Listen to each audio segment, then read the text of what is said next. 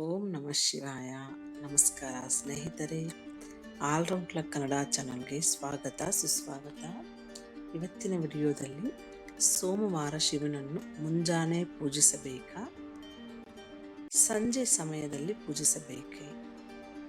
ಸೋಮವಾರದ ದಿನದಂದು ಶಿವನನ್ನು ಪೂಜಿಸುವಾಗ ಸಾಕಷ್ಟು ಜನರಿಗೆ ನಾವು ಮುಂಜಾನೆ ಶಿವನನ್ನು ಪೂಜಿಸಬೇಕೇ ಅಥವಾ ಸಂಜೆ ಶಿವನನ್ನು ಪೂಜಿಸಬೇಕೇ ಎನ್ನುವ ಗೊಂದಲ ಇದ್ದೇ ಇದೆ. ಸೋಮವಾರದ ದಿನದಂದು ಮುಂಜಾನೆ ಮತ್ತು ಸಂಜೆ ಶಿವನನ್ನು ಪೂಜಿಸುವುದು ಹೇಗೆ?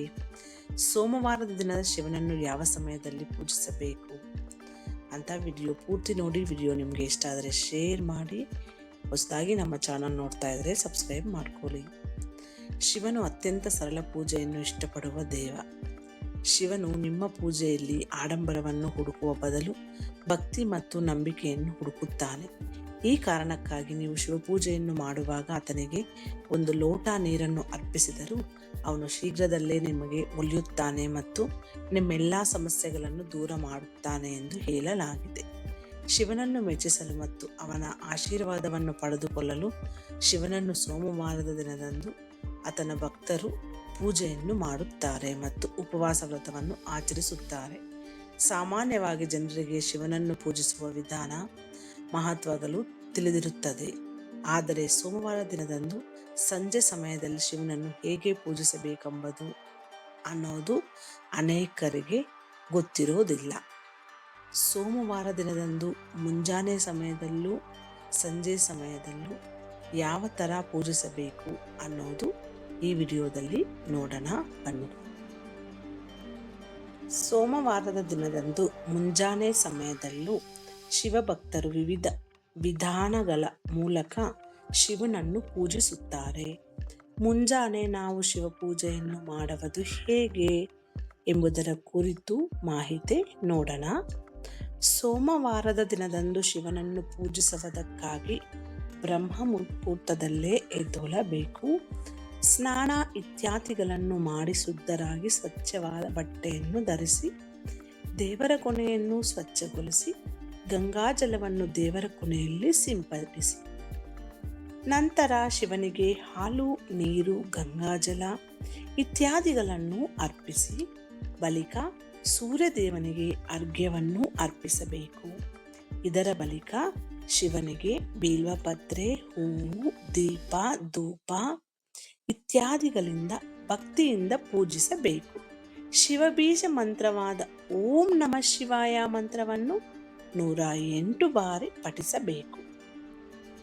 ಭಕ್ತರು ಸೂರ್ಯಾಸ್ತದ ಸ್ವಲ್ಪ ಮೊದಲು ಸ್ನಾನ ಮಾಡಬೇಕು.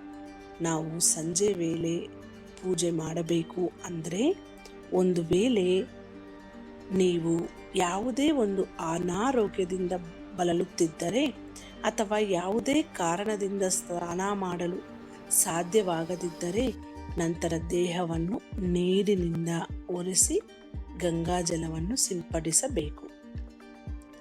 ಬಳಿಕ ಶಿವಲಿಂಗದ ಮೇಲೆ ಅಭಿಷೇಕ ಮಾಡಿ ಶಿವನಿಗೆ ಪಂಚಾಮೃತದಿಂದ ಕ್ರಮಬದ್ಧವಾಗಿ ಅಭಿಷೇಕ ಮಾಡಿ ನಂತರ ಶಿವಲಿಂಗದ ಮೇಲೆ ಶ್ರೀಗಂಧದ ಪೇಸ್ಟ್ ಹಚ್ಚಿ ಶಿವನಿಗೆ ಬಿಲ್ವಪತ್ರೆ, ಬಿಳಿ ಹೂವುಗಳು, ಧಾತುರ ಇತ್ಯಾದಿಗಳನ್ನು ಅರ್ಪಿಸಿ ನಂತರ ಶಿವ ಮತ್ತು ತಾಯಿ ಪಾರ್ವತಿಯರನ್ನು ಧ್ಯಾನಿಸಿ ಮತ್ತು ವಿಗ್ರಹದ ಮುಂದೆ ತುಪ್ಪದ ದೀಪವನ್ನು ಬೆಳಗಿಸಿ ಈಗ ಶಿವಚಾಲೀಸ ಅಥವಾ ಮಹಾಮೃತ್ಯುಂಜಯ ಮಂತ್ರವನ್ನು ಪಠಿಸಿ ಮತ್ತು ಶಿವ ಮತ್ತು ಪಾರ್ವತಿಗೆ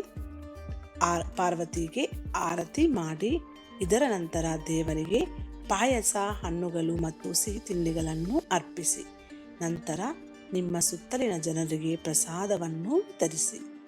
ಈ ರೀತಿ ಸೋಮವಾರ ದಿನದಂದು ಬೆಳಿಗ್ಗೆ ಮತ್ತು ಸಂಜೆ ಶಿವನನ್ನು ಪೂಜಿಸುವಾಗ ಈ ಮೇಲಿನ ನಿಯಮಗಳನ್ನು ಗಮನದಲ್ಲಿಟ್ಟುಕೊಳ್ಳುವುದು ಮಾತ್ರವಲ್ಲ, ಯಾವ ಸಮಯದಲ್ಲಿ ನಾವು ಶಿವನನ್ನು ಪೂಜಿಸಬೇಕು ಎಂಬುದನ್ನು ಕೂಡ ಗಮನದಲ್ಲಿಟ್ಟುಕೊಳ್ಳಬೇಕು.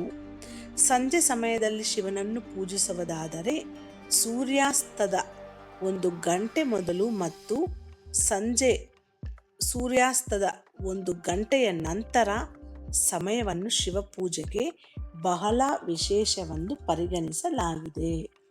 ಇದು ಸ್ನೇಹಿತರೆ ಇವತ್ತಿನ ವಿಡಿಯೋ. ಈ ವಿಡಿಯೋದಲ್ಲಿರುವ ಎಲ್ಲ ಅಂಶಗಳು ನಿಮ್ಮ ಸ್ವಂತ ಆಲೋಚನೆ ಮಾಡಿ ನಿರ್ಧಾರಗಳೆಲ್ಲ ತೆಗೆದುಕೊಳ್ಳಿ. ಈ ವಿಡಿಯೋ ನಿಮಗೆ ಇಷ್ಟ ಆದರೆ ಶೇರ್ ಮಾಡಿ. ಹೊಸದಾಗಿ ನಮ್ಮ ಚಾನಲ್ ನೋಡ್ತಾ ಇದ್ರೆ